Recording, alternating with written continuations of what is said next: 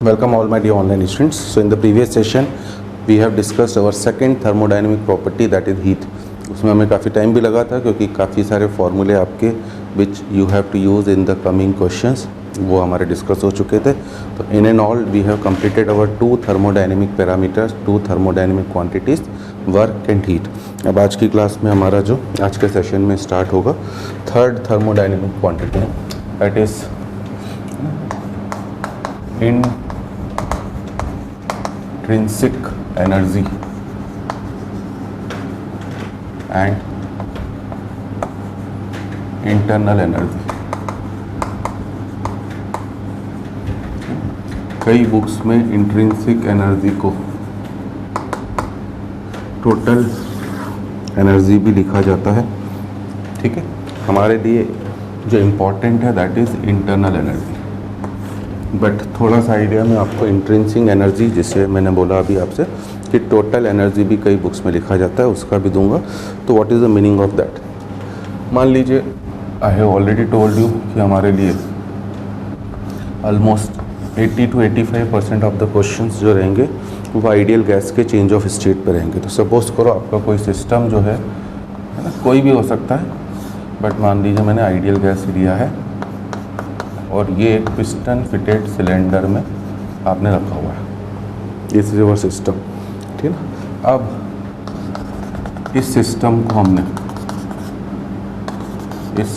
हमने एक external force भी लगाया है F. साथ ही साथ हमने इस सिस्टम को रखा है in presence of, this system is kept in presence of any external field. साथ में हमने इसे किसी एक्सटर्नल फील्ड की प्रेजेंस में भी रखा है. तो आपको जैसे थोड़ा सा रफ आइडिया होगा केमिकल बॉन्डिंग से, एटॉमिक स्ट्रक्चर से, कि पी सब शेल के जो 3 ऑर्बिटल्स होते हैं px, py, pz, ठीक है ना, या डी सब शेल के जो 5 ऑर्बिटल्स होते हैं dxy, dyz, dxz, dx square minus y square, dz square, इन्हें डीजेनरेट ऑर्बिटल बोला जाता है. That is orbitals having same energy. But जब हम लोग कोऑर्डिनेशन कंपाउंड्स पढ़ते हैं तब हमने बात करी थी कि लिगेंड के फील्ड की वजह से जैसे ही कोई एक्सटर्नल फील्ड अप्लाई होता है इन 5 ऑर्बिटल्स की डीजेनरेसी ख़त्म हो जाती है and they split into 2 set of orbitals जो कोऑर्डिनेशन कंपाउंड्स का पार्ट है.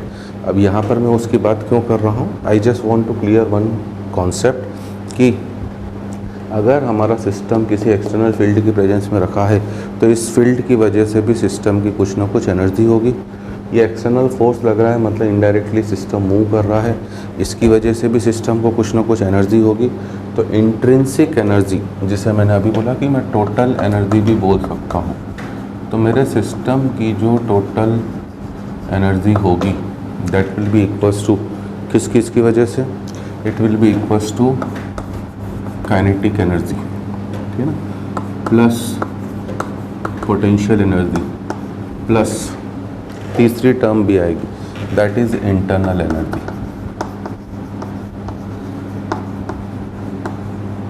हमारा काम केवल इंटरनल एनर्जी से, और उस पर मैं आ ही रहा हूँ. काइनेटिक एनर्जी किसकी वजह से, काइनेटिक एनर्जी है due to motion of system. It is due to motion of system. अगर सिस्टम के ऊपर फोर्स लग रहा है तो ऑब्वियसली सिस्टम मूव कर रहा होगा, तो इसके मोशन की वजह से जो एनर्जी है वो काइनेटिक एनर्जी. पोटेंशियल एनर्जी किसकी वजह से है, this potential energy is due to presence of field. This is due to presence of field. अब बच रहा है तीसरा इंटरनल एनर्जी. हमारे लिए जो इम्पोर्टेंट है वो है इंटरनल एनर्जी. ये किस वजह से है ना, ये इंटरनल एनर्जी है जो भी आपका सिस्टम है, जो भी इसके अंदर मॉलिक्यूल्स होंगे. वी हैव ऑलरेडी डिस्कस्ड कि laws of thermodynamics are applicable only on macroscopic systems, not on microscopic system. तो अगर ये माइक्रोस्कोपिक सिस्टम है तो यहाँ पर डेफिनेटली खूब सारे मॉलिक्यूल्स होंगे. उन मॉलिक्यूल्स का भी कुछ ना कुछ क्या हो रहा होगा, मोशन हो रहा होगा. तो ये जो इंटरनल एनर्जी है तीसरी वाली जो हमारे लिए इम्पॉर्टेंट है, that is due to molecular motion. ठीक है, मॉलिक्यूल्स का जो मोशन हो रहा है सिस्टम के अंदर, सिस्टम का मूवमेंट एक अलग कॉन्सेप्ट है और मॉलिक्यूल्स का जो मोशन है, ठीक है ना, वो एक अलग कॉन्सेप्ट है। ठीक है, क्योंकि हमने लास्ट क्लास में बात करा था कि भले वेरी लो टेम्परेचर ही क्यों ना हो, ट्रांसलेशनल डिग्री ऑफ फ्रीडम तो हमेशा एक्टिव होंगी ही होंगी। एब्सोल्यूट ज़ीरो टेम्परेचर को ऑब्टेन अभी तक लेबोरेटरी में नहीं करा जा सका है। तो अगर टेम्परेचर कुछ भी हो बेटा, 50 केल्विन ही क्यों ना हो, 30 केल्विन क्यों ना हो, ठीक है ना, जो नेगेटिव में काफ़ी ज़्यादा हो रहा है, 50 केल्विन का मतलब होता है -223 डिग्री सेल्सियस, तो उस टेम्परेचर पर भी मॉलिक्यूलर मोशन तो होगा। दूसरा है आपका उन मॉलिक्यूल्स का जो भी अरेंजमेंट होगा, दैट इज़ मॉलिक्यूलर कॉन्फ़िगरेशन। मतलब एक तरह से ये सिस्टम के पार्टिकल्स की काइनेटिक एनर्जी है, प्लस ये सिस्टम के पार्टिकल्स की पोटेंशियल एनर्जी है, प्लस तीसरी टर्म हम लोग बोल सकते हैं दैट इज़ इलेक्ट्रॉनिक एनर्जी। तीसरी टर्म हम लोग बोल सकते हैं कौन सी एनर्जी, इलेक्ट्रॉनिक एनर्जी, है ना, न्यूक्लियस की वजह से जो भी हो, इलेक्ट्रॉन के स्पिन्स की वजह से जो भी हो, ठीक है ना, सिस्टम के मास की वजह से, मतलब एट्सेट्रा एट्सेट्रा जो भी बाकी एनर्जीज हैं, दैट इज़ इलेक्ट्रॉनिक एनर्जी। तो ये इतनी सारी एनर्जीज का सम है। ठीक है, नॉर्मली हम लोग जो फ्लॉट केमिस्ट्री में लगाते हैं बेटा, वो हम लोग लगाते हैं सिस्टम को रेस्ट पे रखते हुए and in absence of field. Physics में एक बार क्वेश्चन आया था जिसमें उन्होंने, है ना, एक मूविंग ट्रेन के अंदर सिस्टम को रख के थर्मोडायनेमिक्स के लॉस को अप्लाई करा था। ठीक है, तो अगर मूविंग ट्रेन है और कांस्टेंट स्पीड पे चल रही है, तब भी उसका जो नेट इफेक्ट होगा वो ज़ीरो ही हो जाएगा, क्योंकि कुछ भी एक्सीलरेशन वगैरह नहीं है आपका। टोटल एनर्जी में तो इफेक्ट पड़ जाएगा क्योंकि सिस्टम की कुछ ना कुछ काइनेटिक एनर्जी आएगी, बट इंटरनल एनर्जी में कुछ नहीं। बट अगर साथ में वो मूव अगर एक्सेलरेटेड मोड में कर रही है तो कुछ ना कुछ वहाँ पे भी फ़र्क आ सकता है। But for chemistry point of view, ठीक है ना, इफ़ जो हम लोग अपनी बात करें बेटा, if system is at rest and, system एक तो रेस्ट पर हो and in absence of any field, अगर मेरा सिस्टम एक तो रेस्ट पर हो और कोई भी फील्ड ना हो, सिस्टम रेस्ट पे होते ही क्या हो गया, काइनेटिक एनर्जी ज़ीरो। अगर कोई फील्ड नहीं है तो क्या हो गया, potential energy zero. In that case we will say कि टोटल एनर्जी ही इक्वल्स टू हो जाएगी किस, कौन सी एनर्जी के, इंटरनल एनर्जी। और हमारे लिए क्योंकि आपका काइनेटिक एनर्जी और पोटेंशियल एनर्जी दोनों ही ज़ीरो हो गई, हमारे लिए इम्पॉर्टेंट यही, हम केवल टोटल एनर्जी की को ही इंटरनल एनर्जी लेके चलेंगे, क्योंकि हम लोग अब मान के चलेंगे थ्रू आउट अवर क्वेश्चंस कि हमारे लिए सिस्टम रेस्ट पर है और वो किसी भी फील्ड की प्रेजेंस में नहीं रखा गया है। ठीक है, नाउ अब अगर मैं आपसे इन जनरल मीनिंग पूछूं, डेफिनेशन पूछूं, है ना, क्योंकि स्टूडेंट्स को इंटरनल एनर्जी कई बुक्स में ऐसे फिजिक्स वाले ज़्यादातर ई से डिनोट करते हैं, केमिस्ट्री वाले यू से, तो एटलीस्ट सिंबल आपको दोनों ही पता रहे हैं। अगर इसकी एग्जैक्ट डेफिनेशन पूछी जाए तो हम लोग इसकी डेफिनेशन, क्योंकि कई स्टूडेंट्स को फील ही नहीं हो पाता कि what is the meaning of internal energy, ठीक है ना। तो एनी सब्सटेंस, कोई भी सब्सटेंस हो, भले ये चौक जिससे मैं लिख रहा हूँ, एनी सब्सटेंस हैविंग, जिसके अंदर कुछ having some amount of matter, any substance having some amount of matter is associated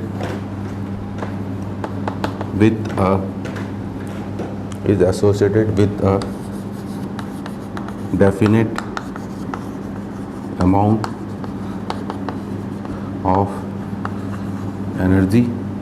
Any substance having some amount of matter is associated with a definite amount of energy, which is known as internal energy, which is known as internal energy. इस energy को ही बुलाया जाता है कौन सी energy, internal energy. या दूसरे words में और सिंपलेस्ट काइंड की डेफिनेशन अगर आप लिखोगे तो सिंपलेस्ट काइंड की डेफिनेशन है summation of all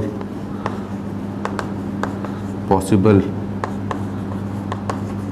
kinds of energy, summation of all possible kind of energies, है ना, इनफैक्ट एनर्जीज बोले, present in the system, present in the system is known as internal energy. किसी भी system में जितनी भी तरह की एनर्जीज प्रेजेंट है उन सब का जो समेशन होता है that is known as internal energy. मतलब इनडायरेक्टली हम लोग बोलेंगे कि इंटरनल एनर्जी आई जो है इट इज़ समेशन ऑफ किसका, kinetic energy plus potential energy plus आपका अदर एनर्जी टर्म्स।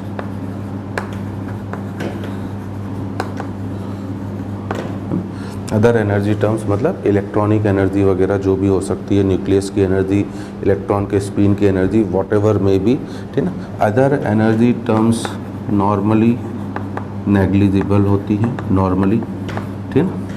अब काइनेटिक एनर्जी जो होता है, काइनेटिक एनर्जी किसकी वजह से, it is due to molecular motion. और पोटेंशियल एनर्जी जो होती है it is due to molecular configuration.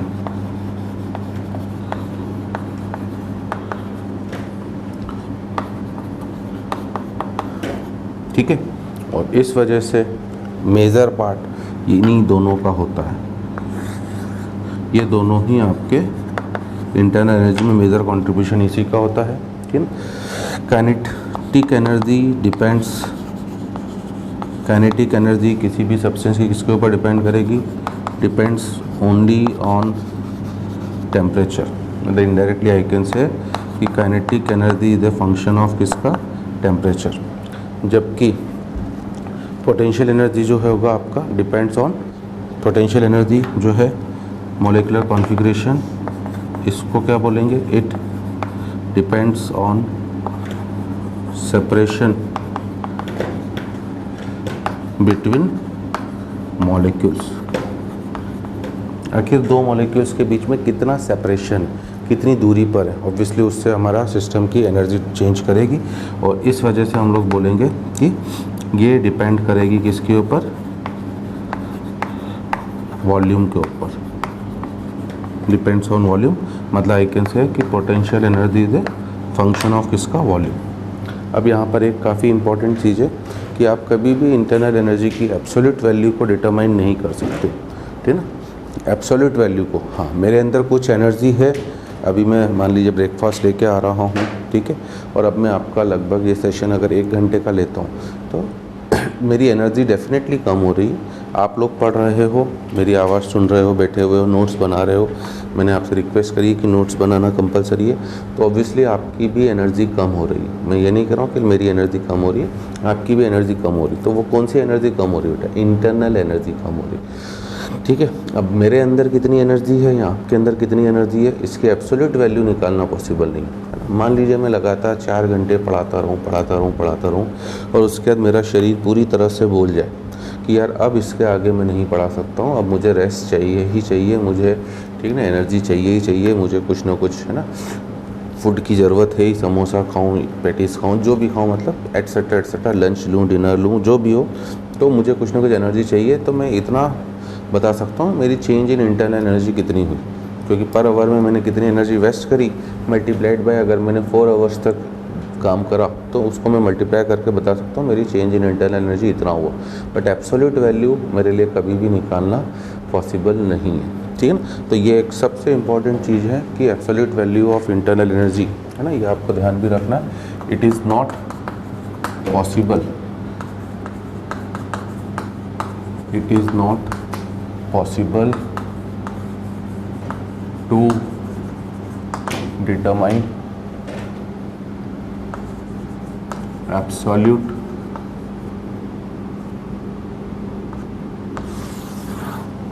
it is not possible to determine absolute value of internal energy। आप इसकी कभी भी एब्सोल्यूट वैल्यू को डिटरमाइन नहीं कर सकते हो। मोस्ट इंपॉर्टेंट पॉइंट है ना, we can only determine, we can only determine change in internal energy. आप इंटरनल एनर्जी में केवल और केवल चेंज निकाल सकते हो, एब्सोल्यूट वैल्यू डिटरमाइन नहीं कर सकते हो, क्योंकि डेल्टा यू जो होगा अगर आप चेंज निकालते हो तो चेंज स्केल किस किस की वजह से आएगा? चेंज आएगा काइनेटिक एनर्जी और पोटेंशियल एनर्जी की वजह से, क्योंकि अदर एनर्जी टर्म्स है ना वो नेग्लिजिबल हो या ना हो नॉर्मली होती हैं, बट वो सब हमने क्या बोला बेटा, वो है इलेक्ट्रॉनिक एनर्जी वगैरह, ठीक है ना, जो प्रैक्टिकली क्या रहेंगी आपकी कांस्टेंट रहेंगी। तो इसलिए डेल्टा यू जो होता है आपका वो डेल्टा ऑफ के प्लस डेल्टा ऑफ किसके बराबर होगा? पी। आई होप मेरा कॉन्सेप्ट समझ में आ रहा होगा। मैं क्या समझाने की कोशिश कर रहा हूँ कि आपने U1 को लिखा है ना, मान लो ये U है तो आपने U1 को लिखा KE1 प्लस PE1 प्लस मान लीजिए अदर एनर्जी टर्म्स जो E है। U2 को लिखा KE2 plus PE2 plus other energy terms जो U है ना। चलिए साइड में मैं लिख भी देता हूँ आपके लिए कि हमने U1 को लिखा तो I will write KE1 plus PE1 plus E किसी स्टेट 1 में, है ना। स्टेट ऑफ सिस्टम का मतलब क्या होता है? जब उसके सभी, इसलिए मैं थ्योरी पर काफ़ी ज़्यादा स्ट्रेस दे रहा हूँ बेटा, ठीक है ना, कि स्टेट ऑफ सिस्टम का मतलब क्या है? जब उसके सभी state variables that is pressure, volume और टेम्परेचर फिक्स हो जाए। तो प्रेशर, वॉल्यूम, टेम्परेचर फिक्स है तो KE1 PE1 और E फिक्स हो गया। अब U2 नई स्टेट में गया तो फिर से कुछ नई काइनेटिक एनर्जी हो गई, कुछ नई पोटेंशियल एनर्जी हो गई, बट इलेक्ट्रॉनिक एनर्जी सिस्टम वही है, तो बाकी एनर्जी टर्म्स प्रैक्टिकली क्या है आपकी सेम ही रही। तो इसलिए जब आप दोनों का डिफरेंस लोगे delta U is nothing but U2 minus U1, ठीक है ना। Delta U is nothing but U2 minus U1, तो इट विल बी है ना KE2 माइनस KE1 जिसे डायरेक्टली मैंने डेल्टा KE लिखा, प्लस PE2 माइनस PE1 जिसे मैंने डायरेक्टली डेल्टा PE लिखा, प्लस E और E तो क्या हो गया है आपका, कैंसिल हो गया। तो आप केवल और केवल चेंज इन इंटरनल एनर्जी को ही निकाल सकते हो, ठीक है। और डेल्टा KE अभी हमने बोला ये है इंटरनल एनर्जी का चेंज, किसका फंक्शन होगा? टेम्परेचर का। डेल्टा PE ये किसका फंक्शन होगा आपका? वॉल्यूम का, ठीक है ना। मतलब इन जनरल अब एडवांस लेवल पर आ जाए बेटा, है ना, क्योंकि JEE मेंस का लेवल तो बिल्कुल सिंपल है, एक फार्मूले से आप चीज़ें कर सकते हो।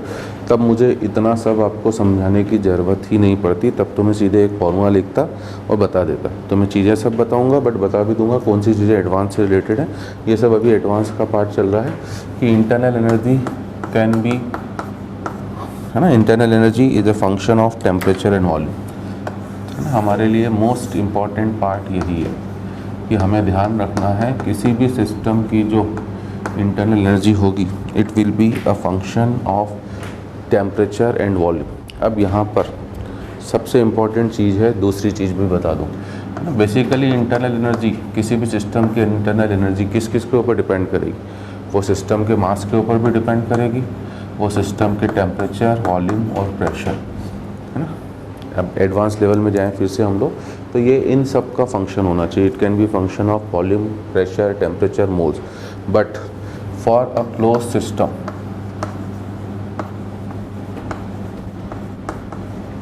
फॉर अ क्लोज सिस्टम, अगर आपका सिस्टम क्लोज्ड है तो नंबर ऑफ मोल्स क्या होगा बेटा? कांस्टेंट, ठीक है।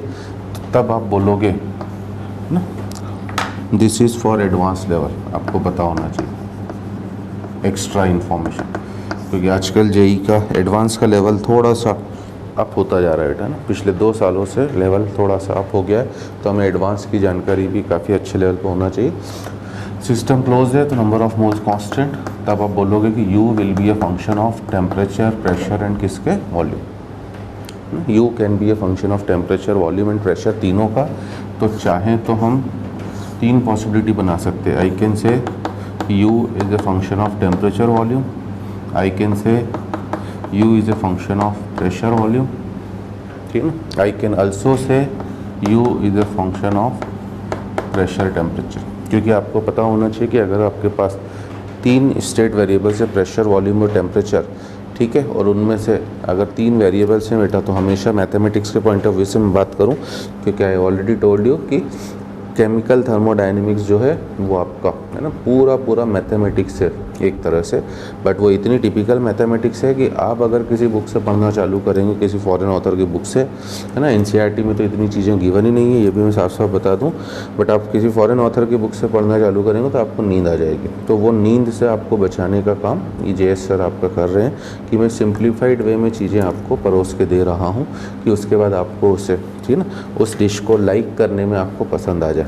ठीक है, हाँ, तो मैं ये कह रहा हूँ कि अगर कभी मल्टीपल चॉइस, मतलब पहले तो मैं बात करूँ कि अगर हमारे पास 3 वेरिएबल्स हैं पीवीटी, ठीक है, तो ऑब्वियसली मैथमेटिक्स में एक्स वाई जेड 3 वेरिएबल्स हैं, 2 और उनके बीच में कुछ रिलेशन अगर हमें पता है तो 2 को इंडिपेंडेंट वेरिएबल माना जाता है, तीसरे को dependent variable. What is the meaning of that, कि अगर मुझे 2 वेरिएबल्स की वैल्यू पता है तो मैं ऑब्वियसली तीसरे वेरिएबल की वैल्यू बड़ी आसानी से कैलकुलेट कर सकता हूँ। ठीक है, तो इस वजह से यहाँ पर एक्चुअली हमारे लिए मोस्ट इम्पॉर्टेंट इन तीनों में से केवल फर्स्ट वाला ही है। अनलेस अदरवाइज मैंशन हम लोग हमेशा इंटरनल एनर्जी को फंक्शन ऑफ टेम्परेचर और वॉल्यूम मानेंगे, but it can be a function of pressure volume as well as it can be a function of pressure and temperature. तो कभी आपसे सिंगल करेक्ट चॉइस में पूछ ले बेटा, ठीक है ना, कि u इसका फंक्शन, u इसका फंक्शन, u इसका फंक्शन, और फोर्थ ऑप्शन में दे दे ऑल ऑफ दिस, तो आंसर ऑल ऑफ दिस होगा सिंगल करेक्ट में। ध्यान दीजिएगा क्योंकि ये सबका फंक्शन हो सकता है, ठीक है ना। अगर आप वीटी के टर्म्स में लिख रहे हो तो वी को बस, टी को मैंने किसके टर्म्स में एक्सप्रेस कर दिया, प्रेशर में, मैं कर ही सकता हूँ बेटा। और चलिए वापस मैं एक चीज़ समझा ही दूँ आपको कि नॉर्मली हम लोग सिस्टम तो हमेशा क्या लेंगे बेटा, आइडियल गैस, और आइडियल गैस है तो P V equal to NRT से आप चाहो तो टेम्परेचर को किसके टर्म्स में सब्स्टिट्यूट कर सकते हो, प्रेशर के टर्म्स में। तो इसलिए ये पी वी का भी फंक्शन हो सकता है, और आप चाहो तो वी को भी टेम्परेचर के टर्म्स में रख सकते हो, इसलिए पी टी का भी फंक्शन हो सकता है। बट नॉर्मली हम लोग लेंगे हमेशा कौन से वाले को, फर्स्ट वाले को, ठीक है। और अगर u इन दोनों का फंक्शन है तो मैंने आपको यूलर्स थ्योरम बताते वक्त अब हमारे लिए जो du की वैल्यू होगी, अब यहाँ से इंपॉर्टेंट चीज़ें चालू हो रही है जिनमें स्टूडेंट थोड़ा सा गड़बड़ करता है, कंफ्यूज करता है। It will be equals to, पहले मैंने u को डिफ्रेंशिएट करा with respect to volume, keeping के आपका temperature constant, del u by del v t into क्या करूँगा बेटा, dv प्लस, बता चुका हूँ ये चीज़ तो याद होगी, ठीक है ना। पुरानी चीज़ें याद रखना भैया कंपलसरी हैं, क्योंकि तभी हमारा आगे का काम आसान होगा। प्लस u का differentiation with respect to t at constant volume into dt, this is general expression, है ना, it is a general expression of change in किसका, आपका इंटरनल एनर्जी, ठीक है ना, एंड एप्लीकेबल। तो ये आपके लिए मोस्ट इम्पॉर्टेंट फार्मूला हो चुका है, ठीक है। सिंप्लीफाइड वर्जन में मैं इसको लाऊंगा अभी बेटा, बट du का फार्मूला, तो it is a general formula, it is a general formula for calculating change in, it is a general formula for calculating change in internal energy, ठीक है, which is applicable for all substances। अभी तक मैंने ना isothermal process नाम लिया है बेटा, ना आइसोकोरिक, आइसोबैरिक, ना हमने आइडियल, रियल, कुछ नहीं। पहले मैं हर एक का, जैसे W अगर आप याद रखो तो W का जनरल फार्मूला था माइनस इंटीग्रेशन ऑफ PdV, तो मैंने तभी लिखवा दिया था कि ये दुनिया की हर प्रोसेस के लिए एप्लीकेबल, चाहे फिजिकल प्रोसेस हो, केमिकल प्रोसेस हो, ठीक है ना, चाहे चेंज ऑफ स्टेट हो, चाहे आइडियल गैस हो, रियल हो, सबके लिए, है ना। बट यहाँ पर थोड़ा सा कलाकारी है। It is a general formula for calculating change in internal energy which is applicable for all substances. All substances से मेरा मीनिंग क्या है, सॉलिड, लिक्विड, आइडियल गैस और रियल गैस, है ना। But only for change of state, only for change of state. मतलब क्या हुआ इनडायरेक्टली मीनिंग, इनडायरेक्टली मीनिंग हुआ सेकेंड पॉइंट, ये फर्स्ट पॉइंट था हमारा, second point, it is not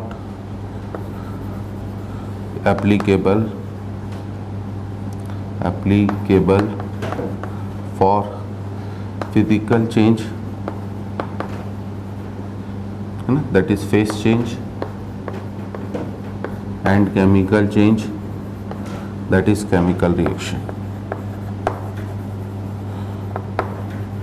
and chemical change, that is chemical reaction. उनके ऊपर मत लगा दीजिएगा बेटा, है ना। चेंज ऑफ स्टेट के लिए जब आपका पीवीटी चेंज हो रहा है, क्योंकि यू आपका उन्हीं का फंक्शन है। अब हमें पता है कि अगर हम सब चीज़ों को ढंग से सुनते समझते चल रहे हैं तो हमें एक चीज़ पता ज़रूर होगी। क्या चीज़ पता ज़रूर होगी कि फिजिकल चेंज और केमिकल चेंज हमेशा किस कंडीशन पर होता है? ये हमेशा होता है कांस्टेंट प्रेशर और टेम्परेचर पर। अगर वो लगा दोगे बेटा, प्रेशर टेम्परेचर कांस्टेंट है तो ऑब्वियसली वॉल्यूम भी कांस्टेंट हो जाएगा, ठीक है ना। तब ये पूरा फंक्शन ही ज़ीरो हो जाएगा। इस वजह से आप फिजिकल और केमिकल चेंज पर ये फार्मूला नहीं लगाओगे। बाकी दुनिया की कोई भी प्रोसेस आ जाए, मतलब चेंज ऑफ स्टेट आ जाए, वो चाहे आइडियल गैस के लिए हो, रियल गैस के लिए हो, ठीक है ना, किसी के लिए भी हो, सबके लिए यही फार्मूला एप्लीकेबल होगा। हाँ, अब इसको भी हम थोड़ा सा सिंप्लीफाई करेंगे, ठीक है ना। कर रहा हूँ सिंप्लीफाई। पहले तो मैं आपसे अगर पूछूं कि what is the unit of, एक और एडवांस लेवल की चीज़, what is the unit of del U by del V, what is the significance of this, unit बोलूँ या सिग्निफिकेंस बोलूँ बेटा, ठीक है ना। तो इसकी unit del U by del B की जो यूनिट है, इट इज़ पास्कल। क्यों, है ना। यहीं पर देखो कन्फ्यूज़न डेफिनेटली आपके माइंड में आया होगा कि सर ये पास्कल कैसे हो गए। तो ध्यान दीजिए, you is what, internal energy.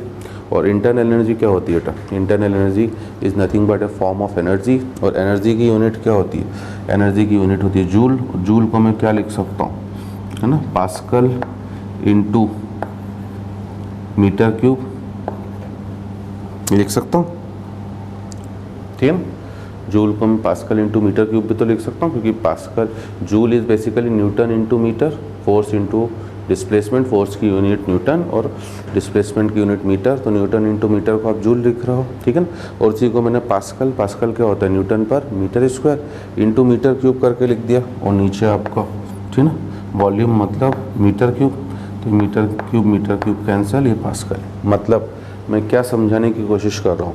मैं ये समझाने की कोशिश कर रहा हूँ कि del U by del V जो है, it represents internal pressure of system. It represents internal pressure of system. ये आपके सिस्टम का इंटरनल प्रेशर को शो कर रहा है। और इस वजह से ये वाली टर्म जो है वो मॉलिक्यूलर कॉन्फ़िगरेशन के ऊपर डिपेंड करेगी, ठीक है ना। अब देखिए सिंप्लीफाइड वर्जन में आ जाए बेटा, ना। हो सकता है कि अभी तक थोड़ा कॉम्प्लिकेटेड लग रहा हो। अब इसको सिंप्लीफाइड वर्जन का मतलब क्या है? केस 1 अगर आप आइडियल गैस के ऊपर लगाते हो, बार बार मैं कह रहा हूँ बेटा, ठीक है ना, और जब तक चलेगा चैप्टर तब तक बोलता रहूँगा कि क्या सबसे ज़्यादा क्वेश्चन अराउंड 80 to 85%, है ना, इनफैक्ट आप 90% भी मान सकते हो। लगभग 90% क्वेश्चन चाहे फिजिक्स की थर्मोडायनेमिक्स हो चाहे केमिस्ट्री की, पूछे आइडियल गैस के ऊपर ही गए हैं। और फिजिक्स वाले तो खैर आपको रियल गैस, सॉलिड, लिक्विड पे क्वेश्चन भी काफ़ी कम कराते हैं। हम थोड़े बहुत क्वेश्चंस कराएंगे ज़रूर, क्योंकि ठीक है ना, हम आपको पूरा इन डेप्थ नॉलेज देना चाह रहे हैं। But most important ideal gas है। What is the meaning of ideal gas?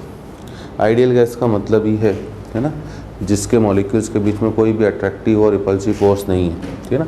तो आइडियल गैस का मतलब है कि क्या होगा आपका, मॉलिक्यूल्स, है ना, molecules have zero intermolecular attraction. Molecules have zero intermolecular attraction and negligible volume। इतना तो याद होगा बेटा, ठीक ना। तो है ना, ये अब आपकी आइडियल गैस की definition in terms of gaseous state chapter में।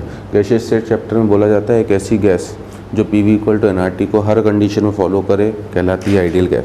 यहाँ एक ऐसी गैस, ठीक है ना, यहाँ एक ऐसी गैस जिनके मॉलिक्यूल्स का वॉल्यूम नेग्लिजिबल हो, जिनके मॉलिक्यूल्स के बीच में कोई भी इंटरमॉलिक्यूलर अट्रैक्शन ना हो, वो आइडियल गैस कहलाती है। But thermodynamic definition of ideal gas थोड़ी सी अलग है। अगर molecules have zero intermolecular attraction और नेग्लिजिबल वॉल्यूम है, मतलब आइडियल गैस के लिए मोस्ट इम्पॉर्टेंट चीज़ है ना for ideal gas del U by del V at T is equals to 0. For ideal gas del U by del V at constant temperature 0. मतलब ideal gases में कोई भी आपका इंटरनल प्रेशर वाली टर्म होने वाली नहीं है। तो थर्मोडायनेमिक आइडियल डेफिनेशन है ना, thermodynamic definition of ideal gas जो होती है, गैस है ना, a gas whose internal energy depends, a gas whose internal energy depends only upon temperature, a gas whose internal energy depends only upon temperature is known as ideal gas. एक ऐसी gas जिसकी internal energy केवल और केवल temperature के ऊपर depend करे वो आइडियल गैस कहलाती है। मैंने 3 अलग अलग डेफिनेशन दी है बेटा आइडियल गैस के टर्म्स में। आइडियल गैस चैप्टर जब पढ़ते हो, गैस स्टेट चैप्टर जब पढ़ते हो, तब डेफिनेशन दी जाती है gas which follows PV equal to nRT at all condition is known as ideal gas. This is first definition. Second definition, a gas having negligible molecular volume and negligible intermolecular attraction, zero intermolecular attraction is known as ideal gas. But thermodynamics में जो definition use होगी, एक ऐसी gas जिसकी internal energy केवल और केवल temperature का फंक्शन हो उसे आइडियल गैस बोला जाता है। मतलब आइडियल गैस के लिए del U by del V at T 0 होगा, ठीक है ना, ये चीज़ ध्यान रखना। अब बी केयरफुल, U एक स्टेट फंक्शन है, इसे पाथ से कोई लेना देना नहीं है। वो कहाँ कहाँ कंफ्यूज कर सकता है बेटा, है ना, मेरा काम है आपका कन्फ्यूजन्स को दूर करना। तो ये जो del U by del V at T लिखा हुआ है, ये del U by del V at P भी दे दे तो भी 0 होगा। मतलब इंटरनल एनर्जी का change with respect to volume for ideal gas, चाहे आप पाथ बदल दो, कांस्टेंट प्रेशर वाला पाथ कर दो, तब भी 0 होगा। यहीं पर स्टूडेंट को सबसे ज़्यादा कन्फ्यूज़न होता है। तो उन कन्फ्यूजन्स को, सिंस मैंने अभी, है ना, मैंने अभी इसे फंक्शन ऑफ टेम्परेचर वॉल्यूम माना है, इसलिए मैंने इस तरीके से लिखा है, ठीक है ना। तो मैंने अभी इस तरीके से लिखा है इसे, ठीक है ना। अगर आप इसे फंक्शन ऑफ किसका मान लेते, ठीक है ना, प्रेशर और टेम्परेचर का, तब आपके लिए del U by del P at T हो जाता, ठीक है ना, एक टर्म, ठीक। तब आपके लिए del U by del P at T भी 0 हो जाता है, क्योंकि आइडियल गैस के लिए अगर टेम्परेचर कांस्टेंट है बेटा तो U का differentiation with respect to P, अगर टेम्परेचर ही कांस्टेंट है, आप बोल रहे हो फॉर आइडियल गैस, है ना, आप बोल रहे हो फॉर आइडियल गैस U जो है it is a function of किसका, टेम्परेचर। तो अगर आपने टेम्परेचर को कांस्टेंट ले लिया है तो इसका मतलब आपने, ठीक है ना, वेरी वेरी इंपॉर्टेंट पॉइंट्स है। इसका मतलब क्या हो गया, आपने अगर टेम्परेचर को ही कांस्टेंट कर दिया तो U पूरा फंक्शन ही एक कांस्टेंट हो गया बेटा। और U कांस्टेंट हो गया तो फिर चाहे आप उसका differentiation with respect to volume कराइए, चाहे आप उसका differentiation with respect to pressure कराइए, वो हमेशा 0 होगा। तो ध्यान देना, हमें ज़रूरत इसकी पड़ रही है, बट साइड में ज़रूर लिख लेना कि del U by del P at T भी इनका 0 ही होगा, अगर कभी पूछ ले।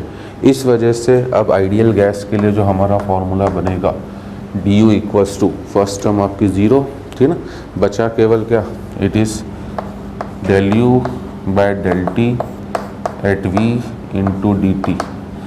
अब अगर थोड़ा सा आपको याद आ रहा हो तो ये टर्म हम ऑलरेडी हीट कैपेसिटी में डिराइव कर चुका हूँ, जब मैंने heat capacity of different processes बताई थी कि आइसोथर्मल की हीट कैपेसिटी इनफाइनाइट है, एडियाबैटिक की हीट कैपेसिटी 0 है, आइसोकोरिक की हीट कैपेसिटी याद हो आपको, ठीक है ना, CV बोला था, CV। तो ये टर्म है आपका किसके बराबर, NCV इंटू dt, ठीक है। तो इस वजह से फॉर आइडियल गैस जो हो गया आपका du will be equals to NCV dt।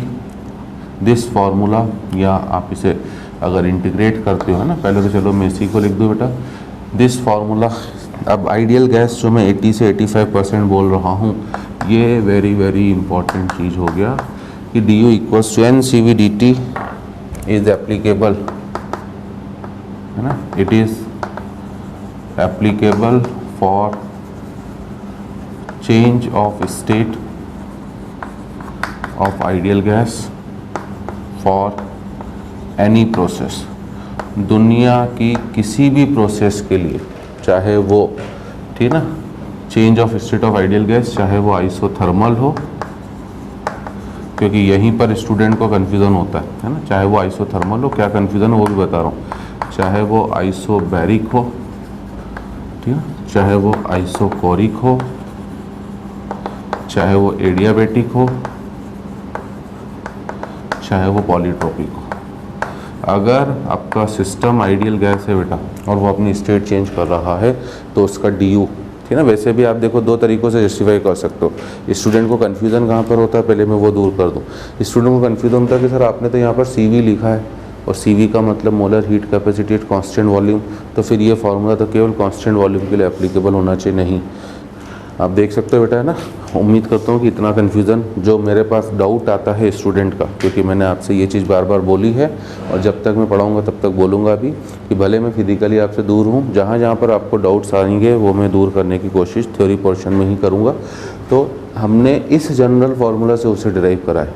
इस जनरल फार्मूला के लिए कोई भी कंडीशन नहीं थी कि प्रोसेस क्या है, ठीक है। तो यहाँ पर बाद में ये del u by del v at t ये हमें पहले से पता था, यहाँ मैं लिख दे रहा हूँ, ये हम ऑलरेडी हीट कैपेसिटी में डिराइव कर चुके थे कि ये NCV होता है, ठीक है। इस वजह से उसे सब्स्टिट्यूट करा है बस मैंने, ठीक है। तो इस CV से ऐसा ना कंफ्यूज हो के आप बोलो, ये फार्मूला दुनिया की हर प्रोसेस के लिए एप्लीकेबल है, इसलिए आइडियल गैस सबसे सिंपल हो जाती है बेटा। आइडियल गैस सबसे सिंपल हो जाती है। अब दुनिया की किसी भी प्रोसेस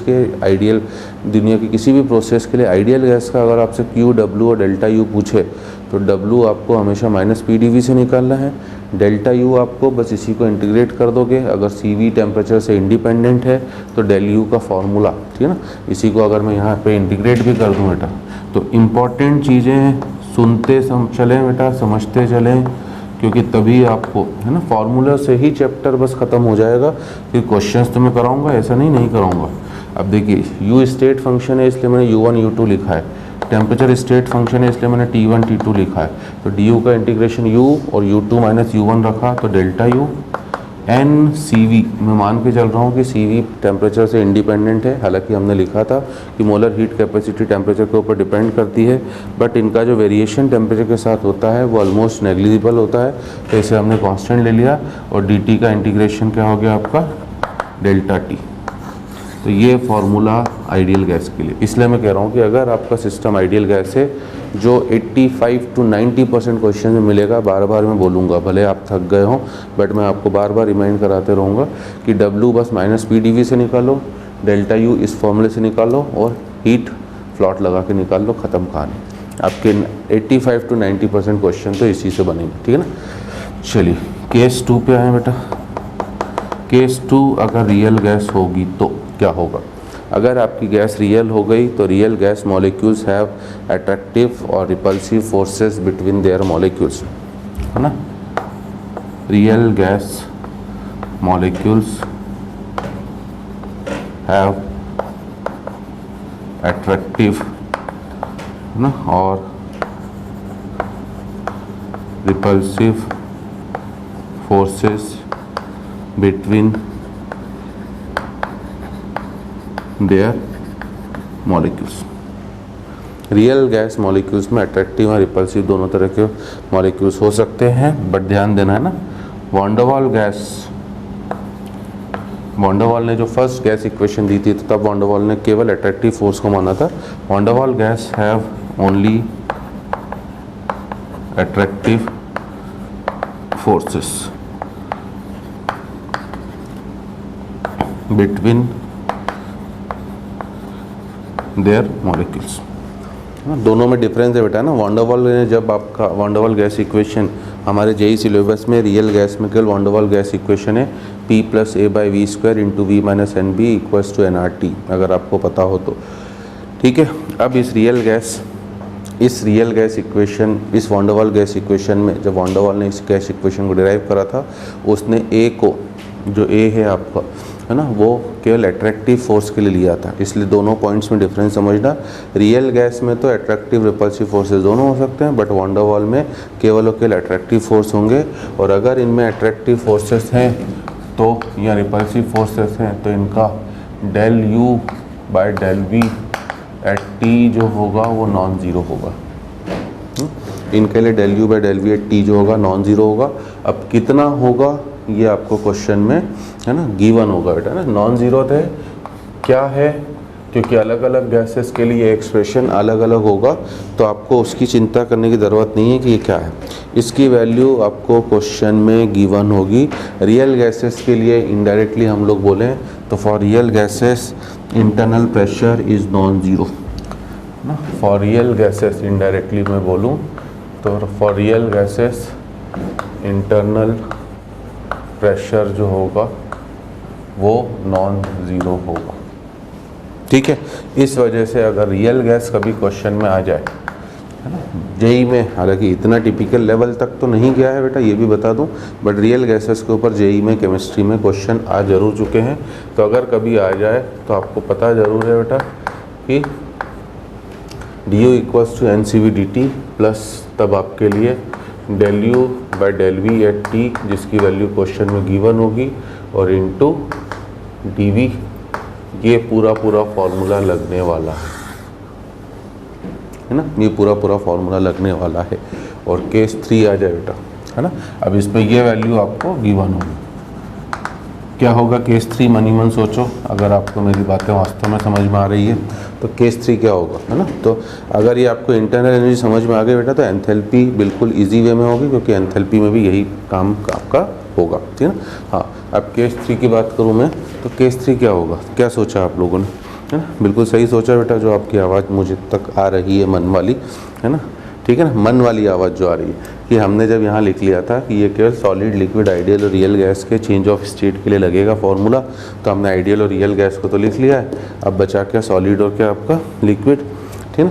तो सॉलिड और लिक्विड के लिए अगर कहीं बात हो जाए, ठीक है, 90% फिर से कह रहा हूँ ये क्वेश्चन है बेटा, ये भी खूब कम है, हार्डली 1 या 2 मिलेगा 100 में से, ये भी हार्डली 1 या 2 मिलेगा, ठीक है ना। सॉलिड और लिक्विड के लिए सबसे पहली बात तो आपको पता होना चाहिए इनका Cp और Cv अप्रॉक्सीमेटली बराबर होता है, इसलिए C लिखेंगे पहली चीज़।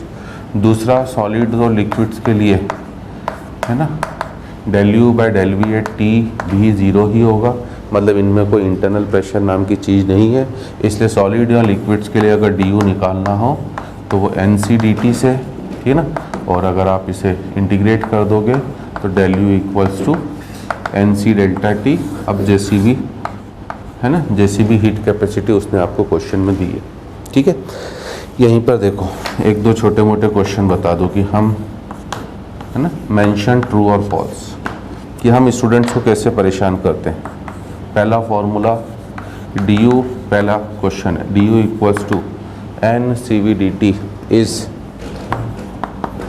Applicable for all substance at constant volume, है ना। D U equals to N C V D T is applicable for all substances at constant volume. अब ये स्टेटमेंट ट्रू है कि फॉल्स है ना, तो ये स्टेटमेंट आपका ट्रू। सोचिए आप कैसे ट्रू, है ना, हो सकता है आपने सही जवाब सोच ही लिया पहले।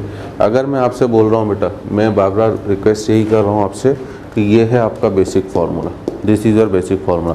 अब अगर आपने बोल दिया है कि कांस्टेंट वॉल्यूम है, तो अब कांस्टेंट वॉल्यूम अगर हो गया बेटा तो कांस्टेंट वॉल्यूम का मतलब D V equals to zero, और अगर डी वी ही ज़ीरो हो गया आपका, तो डी वी ही ज़ीरो हो गया तो फर्स्ट टर्म आपकी हट गई, बचा के डी यू इक्वल्स दिस, और ये एन सी वी है तो डी यू बराबर क्या हो गया N C V D T.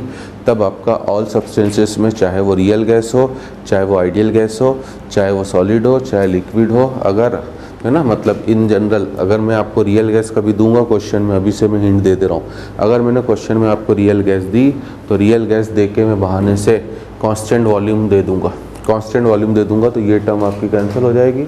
फिर से केवल आपके लिए डी यू बराबर N C V D T ही बचने वाला है, और अपने आप में आपका काम जो हो जाएगा काफ़ी आसान हो जाएगा, ठीक है ना।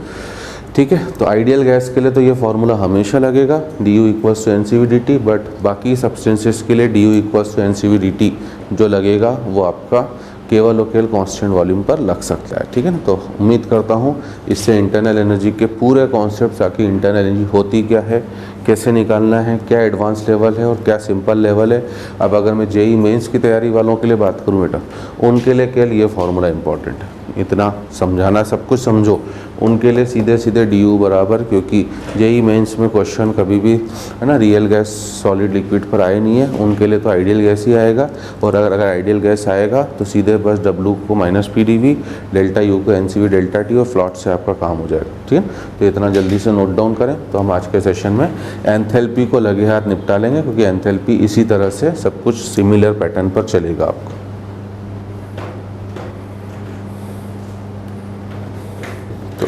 अगर नोट डाउन कर लिया बेटा आपने, तो अब हमारा लास्ट और फाइनल पैरामीटर, ताकि नेक्स्ट सेशन से हम लोग सीधे आप न्यूमेरिकल क्वेश्चंस पर आएंगे और ये फिनिश है चैप्टर एक तरह से अब आपका, है ना। ठीक है, तो इसलिए मैंने थ्योरी पर ये आपका 5वां 6वां सेशन लिया है, बट बीच बीच में हम लोग अभी तक एटलीस्ट 15-20 तो क्लास इलस्ट्रेशन ले चुके हैं। ग्राफिकल आइडिया दे दिया है मैंने आपको ऑलरेडी कि ग्राफ्स किस तरह से बनाने हैं, वर्क के क्वेश्चंस कैसे करने हैं उसका पूरा आइडिया दे चुका हूँ। ठीक है ना। हीट के क्वेश्चंस किस तरह से करने हैं उनका मैं काफ़ी आइडिया दे चुका हूँ आपको, बट अलग अलग प्रोसेसेस के लिए भी मैं आपको काफ़ी क्वेश्चंस कराऊंगा। मैं ये नहीं कह रहा हूँ, बट मैं ये कह रहा हूँ कि चौथा पैरामीटर के बाद आपका काफ़ी हद तक काम आसान हो जाएगा। तब हम लोग फोर्थ और फाइनल पैरामीटर है हमारा एंथैल्पी। एक इस टर्म से भी स्टूडेंट्स को काफ़ी कन्फ्यूज़न होता है कि आखिर ये है क्या। ठीक, तो ये है क्या भैया, आपको मैं पहले ही बता चुका हूँ बेटा। कांस्टेंट वॉल्यूम पर होने वाली प्रोसेसेस, कांस्टेंट वॉल्यूम पर होने वाली प्रोसेसेस में जो हीट एक्सचेंज होता है उसे हम इंटरनल एनर्जी बुलाते हैं, चेंज इन इंटरनल एनर्जी। ये मैं शायद आपको पहले भी लिखा चुका हूँ कि हीट कैपेसिटी में ही लिखा चुका हूँ, इसलिए मैं कह रहा हूँ कि हर एक चीज़ को ध्यान रखें कि अगर कभी आपसे वो कह रहा है calculate heat exchange eight constant volume, तो वो आपसे basically delta U that is change in internal energy की वैल्यू पूछ रहा है। और अगर वो आपसे कह रहा है, वो कहाँ से प्रूव करा था बेटा, फ्लॉट से। बट दूसरा पॉइंट मैंने बोला था कि अगर वो आपसे कह रहा है calculate the heat exchange eight constant pressure, ठीक है, तो वो आपसे डेल्टा H मतलब चेंज इन एंथैल्पी की बात कर रहा है। अब ये कैसे, इसको मैं अप्रूव करने जा रहा हूँ। तो एंथैल्पी है क्या, है ना, इसकी ज़रूरत क्यों पड़ी, तो ये भी बता दो। केमिकल थर्मोडायनेमिक्स में साइंटिस्ट को जब जब जिस जिस पैरामीटर की ज़रूरत पड़ी बेटा, तब तब उन्होंने उसे डिराइव करा। अब हुआ क्या कि नॉर्मली केमिस्ट्री में जो रिएक्शंस होती हैं वो कांस्टेंट प्रेशर पर होती हैं, क्योंकि आपने लेबोरेटरी में जो भी आप रिएक्शंस करवाते हो वो ओपन कंटेनर में करवाते हो। और अगर रिएक्शन आपकी ओपन कंटेनर में हो रही है, मतलब कांस्टेंट प्रेशर पर हो रही है, ठीक है, तो कांस्टेंट प्रेशर पर होने वाली प्रोसेसेस का हीट एक्सचेंज साइंटिस्ट को डिफाइन करना था, है ना। U तो कांस्टेंट वॉल्यूम पर होने वाला हीट एक्सचेंज है बेटा, डेल्टा U तो। अब उनको कांस्टेंट प्रेशर वाला चाहिए था, उनके लिए उन्होंने काफ़ी ज़्यादा सोचा, एक्सपेरिमेंट्स करे, दिमाग लगाया जो भी है, और उस सब को फाइनली जब उन्होंने समराइज़ करा तो उन्होंने एक नई मैथमेटिकल क्वांटिटी डिराइव करी, एंथैल्पी। और इसलिए हीट एट कांस्टेंट प्रेशर को चेंज इन एंथैल्पी भी बोला जाता है। ठीक है, कैसे, ठीक है, पहले मैं प्रूफ बता दूँ फिर डेफिनेशन लिखा रहा हूँ। फ्लॉट, हालांकि मैंने स्टेटमेंट अभी लिखाया नहीं है बेटा, एंथैल्पी के बाद हम लोग लिख लेंगे इसका स्टेटमेंट। तो फ्लॉट के अकॉर्डिंग du इक्वल्स टू, हम इतना तो लिख चुके हैं, dq प्लस dw, यस और नो, लिख चुके हैं। अब इसी में थोड़ा सा मॉडिफिकेशन करो बेटा, du equals to dq, dw को मैंने लिखा माइनस PdV, एग्रीड। ठीक है, लिख सकता हूँ क्योंकि ऑलरेडी मैं आपको फॉर्मूला बता चुका हूँ। ठीक है, तो इससे हम लोग क्या बोल रहे हैं, du प्लस PdV, इस माइनस PdV को मैं इधर ले गया, that will be equals to dq। तो du plus PdV equals to dq। अब मैंने क्या करा, du plus PdV plus VdP, it is equals to dq plus VdP। ये भी कर सकता हूँ बेटा, एक मेरे पास कोई अलजेब्रिक इक्वेशन है तो मुझे पता ही है उसमें मैं सेम क्वांटिटी LHS और RHS दोनों तरफ ऐड कर ही सकता हूँ, तो मैंने VdP की टर्म दोनों तरफ ऐड कर दी, इससे भी कोई फ़र्क पड़ने वाला नहीं है। ठीक है, अब देखिए, अब LHS को देखो, ठीक है ना। चलो पहले इन दोनों को देखो, PdV प्लस VdP को आप क्या लिख सकते हो बेटा, मैथमेटिक्स लग रही है क्योंकि बोल ही रहा हूँ ये मैथमेटिक्स वाला चैप्टर, तो PdV प्लस VdP को मैं D ऑफ PV लिख सकता हूँ। मैथमेटिक्स में दो प्रोडक्ट के वेरिएबल्स का डिफरेंशिएशन आप किस तरह से करते हो बेटा, पहले फर्स्ट को डिफरेंशिएशन, है ना, फर्स्ट को कांस्टेंट मतलब P कांस्टेंट रखा, differentiation of V dV, plus अब सेकंड मतलब V को कांस्टेंट, P का डिफरेंशिएशन मतलब dP, तो ये हो गया आपका, ठीक है ना। तो इसको आपने इस तरह से लिखा, so now it is dQ plus V dP, ठीक है ना। अब ये दोनों मैथमेटिक्स की फिर प्रॉपर्टी लगाई बेटा, तो इससे मैं D of U plus PV भी तो लिख सकता हूँ, मैथमेटिक्स तो लग ही रही बेटा। It is equals to DQ plus V dP, ठीक है। ये जो क्वांटिटी आई है बेटा, मैंने क्या बोला, साइंटिस्ट ने अपने खूब एक्सपेरिमेंट करे, दिमाग लगाया और फाइनली उन्होंने फिर अपना सजेशन दिया। इस क्वांटिटी को ही उन्होंने एंथैल्पी डिफाइन करा, मतलब H को उन्होंने बोला है ना U plus PV, this is known as enthalpy. मतलब basically what you can say है ना, enthalpy, what you can say enthalpy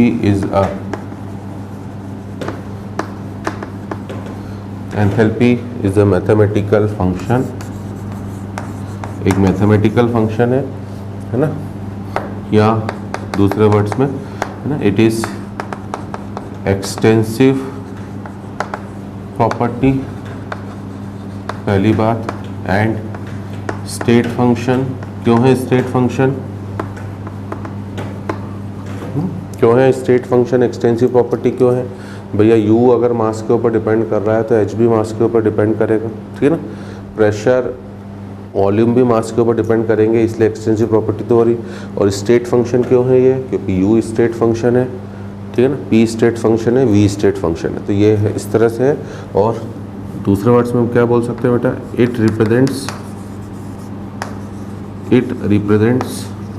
ये किसे रिप्रेजेंट कर रहा है? It represents total energy of system including, it represents total energy of system including internal energy and PV, including internal energy and PV, है ना। U भी energy term है और प्रेशर वॉल्यूम का प्रोडक्ट में बार बार बोलते ही आ रहा हूँ बेटा ना, PdV जो मैंने बोला है वो भी एक एनर्जी टर्म है। तो ये टोटल एनर्जी ऑफ सिस्टम को रिप्रेजेंट करता है, इंक्लूडिंग आपका इंटरनल एनर्जी के साथ साथ, ठीक है ना, प्रेशर वॉल्यूम वाली एनर्जी को भी अकाउंट में ले रहा है, ठीक है। इस वजह से इसको आपने DH लिखा, मतलब इसकी जगह H लिखा। तो अब देखिए DH बराबर क्या होगा, DQ प्लस V dP, है ना। This is the general formula of enthalpy, ये है जनरल फार्मूला। बट अगर आप बोल रहे हो कि आपकी कोई प्रोसेस कांस्टेंट प्रेशर पर हो रही है ना, फॉर कांस्टेंट प्रेशर प्रोसेस, अगर कोई प्रोसेस कांस्टेंट प्रेशर पर हो रही है तो कांस्टेंट प्रेशर अगर आपने बोल दिया है बेटा, तो दैट मीन आप बोलोगे कि DP कितना हो गया, 0। और अगर DP 0 हो गया तो आपके लिए क्या हो गया बेटा, DH इक्वल्स टू DQ, और अब मैं यहाँ पर P भी लगा दे रहा हूँ, ठीक है। मतलब इंटीग्रेट कर दूँ तो delta H equals to QP।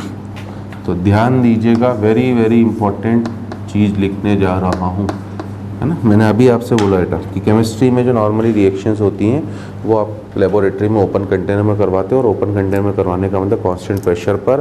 तो ये चीज़ ध्यान रखना ना, heat exchange eight constant pressure केवल और केवल कांस्टेंट प्रेशर वाली प्रोसेसेस का जो हीट एक्सचेंज होगा वो डेल्टा H के बराबर होता है। केवल और केवल कांस्टेंट प्रेशर वाली प्रोसेसेस का हीट एक्सचेंज जो होता है वो डेल्टा H के बराबर होता है। जैसे एडियाबेटिक प्रोसेस है बेटा, तो एडियाबेटिक प्रोसेस अब ना, अभी एक जनरल आइडिया अभी से दे दे रहा हूँ मैं आपको। एडियाबेटिक प्रोसेस है, क्या एडियाबेटिक प्रोसेस कांस्टेंट प्रेशर पर होती है? नहीं होती है ना। और नहीं होती है तो एडियाबेटिक प्रोसेस का Q और डेल्टा H बराबर होने वाला नहीं है। एडियाबेटिक प्रोसेस का Q होता है 0, बट उसके डेल्टा H की कुछ न कुछ वैल्यू होगी। इसी तरह से मैं आइसोथर्मल प्रोसेस की बात करूं, क्योंकि कॉन्सेप्ट क्लियर होगा बेटा तो फिर मेरा काम काफ़ी कम है, फिर बस आपको फॉर्मूले लगाना है, दिमाग लगाना है, आंसर निकालना। आइसोथर्मल प्रोसेस है, उसमें भी प्रेशर कांस्टेंट नहीं होता है, तो आइसोथर्मल प्रोसेस का भी Q और डेल्टा H बराबर होने वाला नहीं, ठीक है। आइसोकोरिक प्रोसेस का भी Q और डेल्टा एच बराबर होने वाला नहीं है, केवल आइसोबैरिक प्रोसेस का Q और डेल्टा एच बराबर होगा, क्योंकि आइसोबैरिक प्रोसेस कांस्टेंट प्रेशर पर होती है। तो कांस्टेंट प्रेशर वाली किसी प्रोसेस का आपसे हीट एक्सचेंज पूछ रहा है तो हमेशा डेल्टा एच है। वेरी वेरी इंपॉर्टेंट पॉइंट, क्योंकि इसके ऊपर ऑलमोस्ट हर दूसरे साल केमिकल रिएक्शंस के ऊपर क्वेश्चन आता है। तो पहले तो एंथैल्पी है क्या, जो स्टूडेंट्स को फील ही नहीं होता बेटा, मैंने वो समझाने की कोशिश करी है कि what is the meaning of enthalpy. इस पैरामीटर की साइंटिस्ट को ज़रूरत क्यों पड़ी, और आखिर ये आप फिजिक्स में क्यों नहीं पढ़ते हो। फिजिक्स में भी आप फ्लॉट तो पढ़ चुके हो, थर्मोडायनिक्स पढ़ चुके हो, बट फिजिक्स वालों ने एंथैल्पी की बात ही नहीं करी, क्योंकि उन्हें कांस्टेंट प्रेशर वाली प्रोसेसेस से उन्हें लेबोरेटरी में जाके कोई काम नहीं करना है बेटा, है ना, ठीक है ना। उन्हें तो केवल आपको आइडिया देना है कि जो मशीन्स वगैरह चल रही हैं उनमें फ्लॉट किस तरह से लग रहा है, क्या हो रहा है, ठीक है। तो ये होपफुली मैं उम्मीद करता हूँ ये आइडिया क्लियर हुआ होगा, और काफ़ी इंपॉर्टेंट पॉइंट है, इसे याद रखिएगा। क्योंकि अगर मैं थ्योरेटिकल क्वेश्चन, ठीक है ना, जो मैं आपको डेफिनेटली दूंगा in the form of DPP, हम डिस्कस करेंगे एटलीस्ट 20 to 25 क्वेश्चंस में true false fill in the blanks type के हैं, जो भी है वो मैं आपसे ज़रूर क्लास में करवाऊंगा, और उससे आपको आइडिया दूंगा कि आपका थ्योरेटिकल सब्जेक्ट नॉलेज कितना है। क्योंकि इस पर्टिकुलर चैप्टर में हम स्टूडेंट्स को थ्योरेटिकल क्वेश्चंस में ना, न्यूमेरिकल्स तो आप भी कर ले जाएंगे बेटा, बट सब्जेक्ट की प्रॉपर अंडरस्टैंडिंग के लिए, एक फील लेने के लिए आपको थ्योरेटिकल पार्ट में साउंड होना ज़रूरी है, ठीक है। क्योंकि न्यूमेरिकल्स चालू होने का तो आपको भी ये चैप्टर थोड़ा सा ईजी लगने लगेगा। अभी थोड़ा बहुत हो सकता है आपको भी कंफ्यूजिंग लग रहा हो कि सर इतनी चीज़ें मिक्स हो चुकी हैं। मिक्स कुछ नहीं हुआ है, अगर आपने ढंग से नोट करा है, ढंग से सुना है, ढंग से रिवाइज कर रहे हो, सब चीज़ें बिल्कुल कॉन्सेप्चुअली साउंड लेवल पर चल रही हैं। आप जेई जॉइंट एंट्रेंस एग्ज़ाम की तैयारी कर रहे हैं, जो one of the toughest exam world में मानी जाती है, तो इसके लिए आपको उतना डेप्थ नॉलेज होना भी ज़रूरी है, ठीक है ना। चलिए, तो ये एंथैल्पी हो गया बेटा। अब वापस उसी तरीके से बात करें बेटा, तो H जो होता है अगेन जैसे U है, इसलिए सब कुछ आपके सामने जो लिखा पड़ा है, अब जल्दी हो जाएगा काम। H भी function of N P V T सबका हो सकता है, ठीक है ना। अब फॉर अ क्लोज सिस्टम, अगर सिस्टम क्लोज है तो नंबर ऑफ मोल्स क्या रहेंगे आपके, कांस्टेंट। तब आप बोलोगे कि H will be a function of किसका, PVT। और जब भी कोई चीज़, है ना, तीन चीज़ों का फंक्शन है बेटा, तो उसमें से ऑब्वियसली दो डिपेंडेंट वेरिएबल होंगे, इंडिपेंडेंट वेरिएबल होंगे, तीसरा डिपेंडेंट वेरिएबल होगा। मतलब इनमें से किन्हीं दो की वैल्यू पता होते ही तीसरे की वैल्यू आपको पता पड़ जाएगी। तो इस वजह से आप इसे चाहें तो लिख सकते हो H as a function of pressure temperature भी लिख सकते हो, H as a function of pressure volume भी लिख सकते हो, और आप H as a function of, ठीक है ना, वॉल्यूम टेम्परेचर भी लिख सकते हो। बट हमारे लिए यहाँ पर ज़्यादा इम्पोर्टेंट जो हम यूज़ करेंगे फर्स्ट वाला, है ना। क्यों, U जैसे आप बोल रहे हो बेटा वॉल्यूम और टेम्परेचर का फंक्शन था, वैसे एंथैल्पी किसके लिए डिफाइन करा गया, कांस्टेंट प्रेशर वाली प्रोसेसेस के लिए। तो इसलिए हम लोग बोलेंगे कि it is a function of किसका, प्रेशर एंड टेम्परेचर, ठीक है ना। अगेन ये एक स्टेट फंक्शन है बेटा, तो एंथैल्पी के लिए भी ये कहानी पूरी तरह से सही है ना। जो चीज़ें कॉमन है उनको अब मैं यहीं पर थोड़ा सा, नहीं, it is not possible to calculate absolute value of enthalpy, मैं H कर देता हूँ बेटा। We can only determine change in enthalpy, आप इसमें केवल चेंज ही निकाल सकते हो, ठीक है, ध्यान देना। बाकी तो भले मैं हटा रहा हूँ, और इसी बेसिस पर अगर आप इसकी भी इक्वेशन लिखते हैं,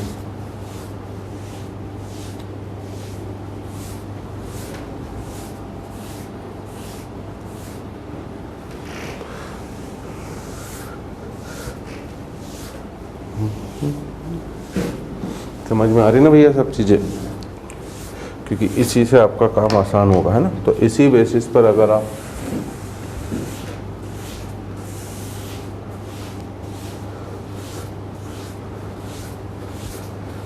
बाकी चीज़ों को इंट्रोड्यूस करते हो तो बिल्कुल कहानी आपकी सेम की सेम हो जाएगी।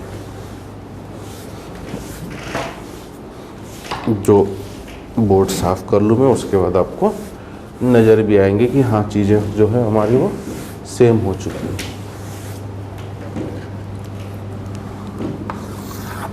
ठीक है।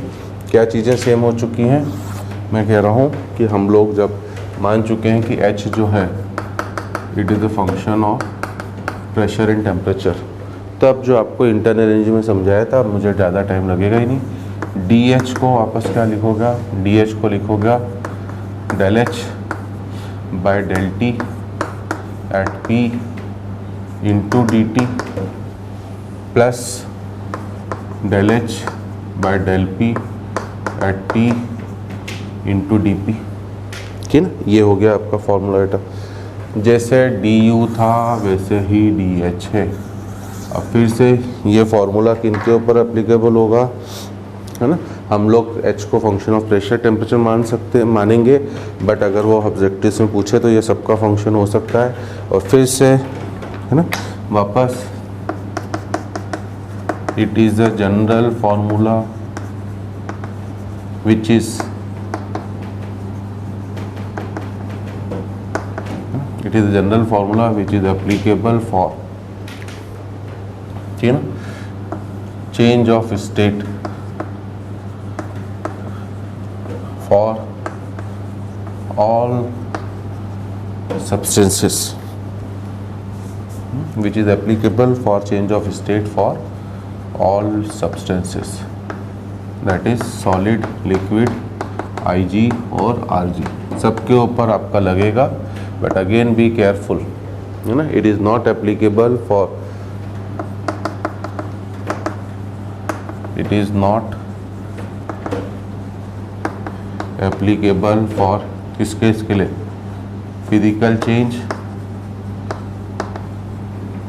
फिजिकल और केमिकल चेंज। उनके ऊपर क्यों नहीं लगा सकते भैया? अगर आपने उनके ऊपर लगा दिया बेटा, है ना, it is not applicable for physical और केमिकल चेंज, है ना, बिकॉज दे टेक्स प्लेस, याद करो फिजिकल और केमिकल चेंज हमेशा किस कंडीशन पर होता है ना, because they takes place at constant pressure and temperature. ये कांस्टेंट प्रेशर और टेम्परेचर पे होते हैं, और अगर कांस्टेंट प्रेशर टेम्परेचर दोनों कंडीशन आपने एक साथ लगा दी तो डी टी भी ज़ीरो, डी पी भी ज़ीरो। मतलब अगर कोई केमिकल रिएक्शन हो रही है बेटा, आप खुद ही इमेजिन करो, दुनिया की हर केमिकल रिएक्शन में कुछ ना कुछ डेल्टा एच होता ही है, कुछ ना कुछ एनर्जी का मतलब हीट का एक्सचेंज होता ही बेटा। इसलिए रिएक्शंस को हम लोग एक्सोथर्मिक या एंडोथर्मिक बोलते हैं। या किसी भी फिजिकल प्रोसेस की मैं बात करूँ, सॉलिड को लिक्विड में बदलना, लिक्विड को गैस में बदलना, इसमें हमेशा कुछ ना कुछ हीट एक्सचेंज होगा। बट अगर आपने ये फार्मूला उनके ऊपर लगा दिया तो यहाँ से तो हमेशा डी एच की वैल्यू ज़ीरो हो गई। इसका मतलब सॉलिड अपने आप लिक्विड में बदल रहा है, कोई हीट देनी नहीं पड़ रही, जो कभी भी पॉसिबल नहीं है। तो ये फार्मूला केवल और केवल चेंज ऑफ स्टेट के लिए एप्लीकेबल है। जब कोई भी आपका सब्सटेंस, चाहे वो सॉलिड हो, लिक्विड हो, आइडियल गैस हो, रियल गैस हो, वो अपनी स्टेट को चेंज कर रहा है, मतलब पीवीटी को चेंज कर रहा है, तब लगा सकते हो। बट अगर कांस्टेंट प्रेशर टेम्परेचर पर फिजिकल और केमिकल चेंज है तब ये लगने वाला नहीं है। ठीक है, तो अब वापस इसमें भी अगर मैं केस बना लूँ बेटा, केस 1 आइडियल गैस, बिल्कुल एक जैसी कहानी है, इसलिए ये काम थोड़ा सा जल्दी होगा। आइडियल गैस की बात करें तो for ideal gas again del H by del P at T जो होगा ज़ीरो। ठीक है, ये del H by del P at T लिख रहा हूँ बेटा, याद तो ये रखना है। बट जैसे अभी मैंने बोला था साइड में, है ना, एच का डिफ्रेंशिएशन वो विद रिस्पेक्ट टू वॉल्यूम भी पूछ ले तो वो भी ज़ीरो होगा। एच का डिफ्रेंशिएशन वो विद रिस्पेक्ट टू वॉल्यूम भी पूछ ले तो भी ज़ीरो होगा, क्योंकि आपको ये ध्यान रखना ज़रूरी है। क्या ध्यान रखना ज़रूरी है कि फॉर आइडियल गैस एंथैल्पी जो है it is the function of temperature only. जैसे आइडियल गैस के लिए इंटरनल एनर्जी केवल फंक्शन ऑफ टेम्परेचर है, वैसे आइडियल गैस के लिए एंथैल्पी भी केवल फंक्शन ऑफ टेम्परेचर है। अब स्टूडेंट को डाउट हो जाता है यहाँ पर, है ना, क्या डाउट होता है कि सर ये कैसे, हाउ डू यू प्रूव? कर सकते हैं बेटा, हर चीज़ का प्रूफ है हमारे पास, है ना। क्या है प्रूफ? आपने बोला H is U plus P V, सामने ही मैंने आपके अभी फॉर्मूला लिखा है H equals to U plus P we.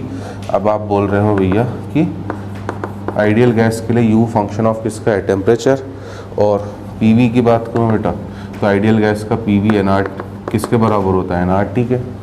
तो आइडियल गैसेस के लिए पी वी जो होता है वो equals to N R T, मतलब आइडियल गैस के लिए पी वी भी फंक्शन ऑफ किसका हो गया, आपका टेम्परेचर हो गया। तो अगर ये दोनों फंक्शन ऑफ टेम्परेचर हैं तो आइडियल गैसेस की एंथैल्पी केवल किसका फंक्शन होगा, टेम्परेचर।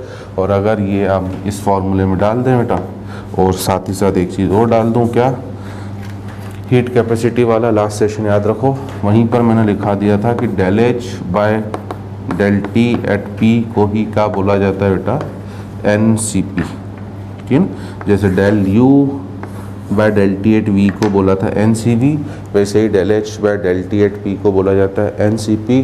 तो इस वजह से हम लोग बोलेंगे कि डी एच बराबर, इसकी जगह मैं पुट कर दूं तो it is N C P D T.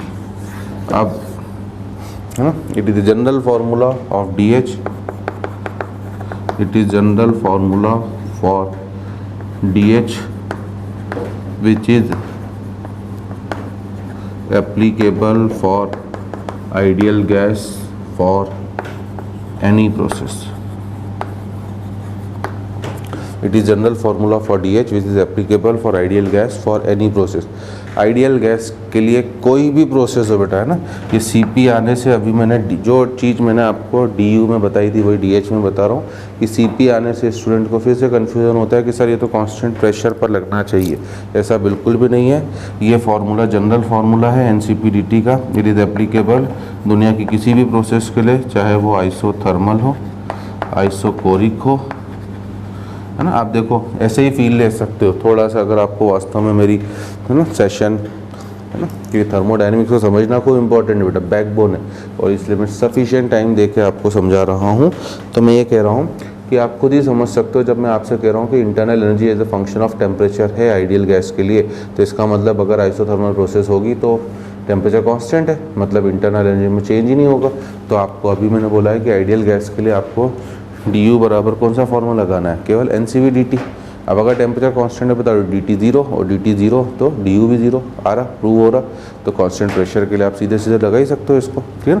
दोनों तरफ से जस्टिफाई हो रहा है। इस जस्टिफिकेशन, ये कॉन्सेप्चुअल पार्ट क्लियर होना ही खूब इंपॉर्टेंट है। तो चाहे वो आइसोथर्मल हो, आइसोकोरिक हो, चाहे वो आइसो बैरिक हो बेटा, और चाहे वो एडियाबेटिक हो, चाहे वो पॉलीट्रॉपिक हो, सबके लिए आप अपना इस फॉर्मूले को लगा सकते हो। अगर आपसे, है ना, तो आप देखिए अगर आपको केवल आइडियल गैस के क्वेश्चन जो मैं कह रहा हूँ 85 to 90% हैं, अगर उनमें कमांड करना है तो आपका थर्मोडायनेमिक्स ख़त्म हो चुका है। अब आप अपने, है ना, घर जाके जो भी बुक हो आपके पास, जो भी बुकलेट हो, आप जहाँ पर भी जो भी मटेरियल फॉलो कर रहे हैं, आप हर क्वेश्चन आइडियल गैस का आज सॉल्व कर सकते हैं, क्योंकि मैंने सब चीज़ें बता दी हैं आपको, है ना। वर्क निकालना हो -PdV, integration of -PdV, del U निकालना हो NCV/ΔT, डेल एच निकालना हो NCP/ΔT, और Q निकालना हो तो फ्लॉट से निकाल लो, डेल यू बराबर Q प्लस W, ख़त्म कहानी। तो जेई मेंस, जो लोग जेई मेंस की तैयारी कर रहे हैं, जिनका पहला एम जेई मेंस बेटा, उनके लिए इन 5 फार्मूलों को, हाँ, अब इनमें CV और CP आपको हीट कैपेसिटी से मैं लिखा चुका हूँ, मोनो एटॉमिक की, डाई एटॉमिक की और पॉली एटॉमिक की, नेगलेक्टिंग वाइब्रेशनल डिग्री ऑफ फ्रीडम, उन्हें इनएक्टिव मानते हुए आपको CP CV को एक्स्ट्रा याद रखना ज़रूरी है। और एक एक्स्ट्रा चीज़ याद रखनी है कि PV = nRT आपको कभी भी अप्लाई करना पड़ सकता है। तो अगर इतने फार्मूले अगर आपको याद हैं तो आप 85 to 90% क्वेश्चन जो हम नेक्स्ट सेशन से चालू करेंगे, क्योंकि आज तो मैं पूरा CP चारों प्रॉपर्टीज़ को ख़त्म कर रहा हूँ, आप चाहें तो आज के बाद सब क्वेश्चन उठा के अपना सॉल्व करना चालू कर सकते हैं, ठीक है ना। तो ये हमारा सबसे इम्पॉर्टेंट केस आइडियल गैस ही रहेगा, ठीक है, और इसको आप इस तरीके से अपना कर सकते हो। और बाकी वही है रिमेनिंग केसेस। तो बेटा केस 2, है ना, केस 2 अगर हमारी रियल गैस हो तो रियल गैस की एंथैल्पी प्रेशर के ऊपर भी डिपेंड करती है, मतलब for real gas del H by del P at T जो होगा वो नॉन ज़ीरो होगा। अब ये नॉन ज़ीरो है तो कितना होगा, इससे आपको चिंता करने की ज़रूरत नहीं है, क्योंकि ये आपको क्वेश्चन में ही गिवन होगा, ठीक है ना। तो ये आपको क्वेश्चन में गिवन होगा, इसलिए आपको चिंता करने की ज़रूरत नहीं है। और इस वजह से रियल गैसेस का कभी क्वेश्चन आता है तो DH बराबर आपका जो फॉर्मूला यूज़ होगा वो NCP/DT plus del H by del P at T into DP। घबराइएगा मत, मैं क्वेश्चन तो रियल गैसेस के ऊपर भी कराऊंगा, ठीक है ना। नेक्स्ट सेशन से क्वेश्चन चालू होंगे, वो सबके क्वेश्चंस कराऊंगा मैं। पहला फिजिकल चेंज, फिर केमिकल चेंज, मतलब जो जो चेंजेस लिखे हैं हमने, फिर चेंज ऑफ स्टेट, उसमें आइडियल गैस भी, रियल गैस भी, सॉलिड लिक्विड भी, पांचों, ताकि आपका और डेप्थ नॉलेज हो और थर्मोडायनेमिक्स फिर आपको कभी भी कन्फ्यूजिंग न लगे। तो NCP/DT plus del H by del P at T into DP, ये हो गया आपका रियल गैस के लिए लगेगा, ठीक है ना। हाँ, अब अगर वो बोले कि D H equals to N C P D T is applicable for real gases under which condition. इस तरह के क्वेश्चन बन सकते हैं ना। D H equals to N C P D T is applicable for real gas under which condition. It is applicable for real gas only at कहाँ पर, constant pressure. अगर प्रेशर कांस्टेंट है बेटा तब तो प्रोसेसेस में रियल गैस आते ही, मैं थोड़ा सा आपको रिकॉल स्ट्रेस दे रहा हूँ कि रियल गैस आते ही थोड़ा सा केयरफुल हो जाइएगा। रियल गैस आते ही अगर आईडी डेल्टा यू पूछ रहा होगा तो वो कंफ्यूज आपको हो सकता है, प्रोसेस बहाने से कांस्टेंट वॉल्यूम वाली दे दे, और अगर वो डेल्टा एच पूछ रहा है तो हो सकता है बहाने से प्रोसेस को कांस्टेंट प्रेशर वाली दे दे। अगर ये साइड वाले पैरामीटर्स है ना, अभी बोर्ड पे लिखा ही हुआ है कि रियल गैस के लिए अगर आपको del U by del V at T की वैल्यू नहीं गिवन है और डेल यू पूछ रहा है तो नॉर्मली हो सकता है, चांसेस है कि प्रोसेस आइसोकोरिक हो, और डेल एच की वैल्यू पूछ रहा है और ये वैल्यू ना गिवन हो तो हो सकता है प्रोसेस आइसोबैरिक हो, क्योंकि आइसोबैरिक होते ही डीपी है ना, ये ज़ीरो नहीं हुआ है बेटा, इतना भी ध्यान देना स्टूडेंट्स को, यहाँ पे भी गड़बड़ हो जाती। ये ज़ीरो नहीं हुआ है, ये चीज़ ज़ीरो हो गई, डीपी ज़ीरो हो गया है, और डीपी ज़ीरो होने की वजह से डीएच ज़ीरो हो गया है, ठीक है ना। हाँ, अब तीसरी पॉसिबिलिटी और है बेटा कि कांस्टेंट वॉल्यूम वाली प्रोसेस हो, है ना, पॉसिबिलिटी सब सुन लेना। कांस्टेंट वॉल्यूम वाली प्रोसेस हो, पूछ ले डीएच, और ये भी नहीं गिवन है, तो क्वेश्चंस में तो सब आपको दिखाई दे जाएगा, बट सुनते सुनते चीज़ें याद हो जाएंगी। तब आपको कांस्टेंट वॉल्यूम वाली प्रोसेस है तो डी यू बराबर N C V D T से पहले डेल्टा यू ही निकालना पड़ेगा, फिर डेल्टा एच निकालने के लिए एक एक्स्ट्रा फार्मूला जो अभी मैं बस लास्ट चीज़ लिखने जाऊंगा, ठीक है ना, उस चीज़ को भी हम आज ही ख़त्म करके चलेंगे, तब वो उससे होगा। कौन सा है बता रहा हूँ। और फाइनल केस कर दे बेटा सॉलिड और लिक्विड। तो अगर सॉलिड लिक्विड आ गए तो सॉलिड लिक्विड के लिए भी del H by del P at T approximately zero होगा। गिवन नहीं है तो आप इसे ज़ीरो लोगे, और पहले ही बता दिया है सॉलिड लिक्विड के लिए सी पी है ना, C P minus C V equals to R. ध्यान देना लास्ट सेशन में जो लिखाया था, इसका भी खूब बड़ा डेरिवेशन है बेटा, बट अब मैं ज़्यादा इतना भी आपको परेशान नहीं करूँगा, क्योंकि हो सकता है आप में से कुछ लोग अभी से है ना मन ही मन मुझे गाली दे रहे होंगे कि सर इतना तो थर्मोडायनेमिक्स हमें पता ही नहीं था कि ऐसा भी होता है, ठीक है। तो अब ऐसा भी होता है, आपको समझना है कि ऐसा भी हो सकता है। थर्मोडायनेमिक्स को क्यों बवाल बोला जाता है, ठीक है। तो कोटा लेवल से अगर आपको थर्मोडायनेमिक्स को पढ़ना है, क्योंकि आप जहाँ पे भी पढ़ रहे हैं बेटा वहाँ पर तो बस वो आपको फ्लोटिंग सिखा देते हैं, हम तो कोटा में सीधे पकड़ के है ना, सीधे पुल में नीचे पहले छोड़ के आ जाते हैं कि अब निकलना सीखो कि ऊपर कैसे निकलोगे, और वो फिर आपका फाइटिंग स्पिरिट डेवलप करता है क्वेश्चंस के रिगार्डिंग। तो व्हाट आई वाज सेइंग कि सिंप्लीफाइड वर्जन में तो खूब इजी है, बट टिपिकल वर्जन में ये इस तरह की चीज़ें होती हैं आपका। सॉलिड लिक्विड के लिए हाँ क्या कह रहा था मैं, C P minus C V की बात कर रहा था बेटा ना, कि C P minus C V equals to जो आर होता है it is applicable only and only for ideal gas. न ये रियल गैस के ऊपर एप्लीकेबल है न सॉलिड लिक्विड के लिए, है ना, इसका भी पूरा डेरिवेशन है, फिर वो ज़्यादा चीज़ें लेंदी हो जाएंगी। सॉलिड और लिक्विड के लिए चाहे आप उन्हें कांस्टेंट वॉल्यूम पर हीट दो, चाहे आप उन्हें कांस्टेंट प्रेशर पर हीट दो, उनका सीपी और सीवी जो होता है वो प्रैक्टिकली आपका सेम ही रहता है, ठीक है। इस वजह से सॉलिड लिक्विड का कभी डीएच पूछता है तो वो एनसीपीडीटी से ही निकलेगा, मतलब एनसीडीटी से ही निकलेगा, ठीक है। और इंटीग्रेट कर दोगे तो डेल्टा एच बराबर एनसी डेल्टा टी।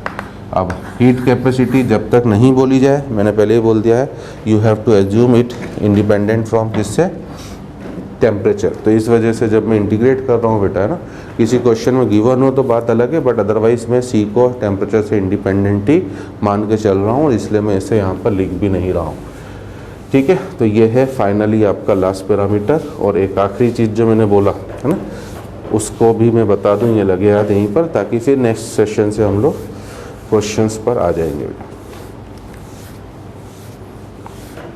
प्लॉट बता के आखिरी चीज़ ये है कि अभी जो मैंने एक लास्ट पॉसिबिलिटी बोली कि अगर रियल गैस का आपसे आइसोकोरिक प्रोसेस का डी बोल रहा है तो निकल आएगा डी बराबर N C V D T से, डी सी वी गिवन होगा क्वेश्चन में, ठीक है ना। आइसोबैरिक प्रोसेस का डी एच पूछ रहा है तो, और सी पी गिवन है क्वेश्चन में, तो N C P D T से निकल आएगा। बट उल्टा हो कि दिया सीवी हो और पूछ रहा हो डेल्टा एच, ठीक है। आ रही बात समझ में बेटा, ठीक है। भले प्रोसेस आइसोबैरिक ही क्यों ना हो, आप डेल्टा एच बराबर N C P delta T वाला फॉर्मूला यूज़ नहीं कर सकते हो। क्यों नहीं यूज़ कर सकते हो? मेरी बातें समझ में आ रही है ना मैं क्या कह रहा हूँ, है ना। सी वी दिया है, प्रोसेस आइसोकोरिक है और बोल रहा है रियल गैस का डेल्टा यू बताओ, तो N C V delta T से। सी पी दिया है और बोल रहा है, ठीक है ना, रियल गैस का डेल्टा एच बताओ आइसोबैरिक प्रोसेस के लिए, तो N C P delta T से कर दिया। बट मैं कह रहा हूँ कि सी वी दिया है, सी वी दिया है, प्रोसेस तो आइसोकोरिक है, पूछ रहा है डेल्टा एच, ठीक है। तो ऐसा नहीं कि आप बोल दो कि सर हम लोग सीधे सीधे फार्मूला, है ना, आइसोकोरिक प्रोसेस है तो पहली बात तो N C P delta T तो लगने वाला नहीं है, ठीक है, पहला बात, वहाँ पर काम खत्म। मैं कह रहा हूँ आइसोबैरिक ही होती है और सी वी दिया है, तब भी आप N C P delta T वाला फार्मूला नहीं यूज़ कर सकते हो। क्यों नहीं? क्योंकि अगर सी वी दिया है तो आपको सी पी की ज़रूरत है, और आप सोचो कि मैं फार्मूला लगा दूंगा C P minus C V equals to R, तो ये वहाँ पर एप्लीकेबल नहीं है। हर एक चीज़ को सोचना समझना है बेटा, तो ही आपको समझ में आएगी चीज़ें, है ना। तो इन दैट केस हम लोग क्या करेंगे, ठीक है ना, जो 3-4 पॉसिबिलिटीज़ बताई, उसके लिए आपके पास एक आखिरी हथियार और है, that is relation between H and you. ये वेरी वेरी इंपॉर्टेंट चीज़ है, और जो फॉर्मूला मैं लिखाने जा रहा हूँ वो दुनिया के हर प्रोसेस के लिए, हर सब्सटेंस के लिए, सबके ऊपर एप्लीकेबल हो, है ना। अब क्या है रिलेशन? कुछ नहीं, काफ़ी सिंपल है भैया, है ना।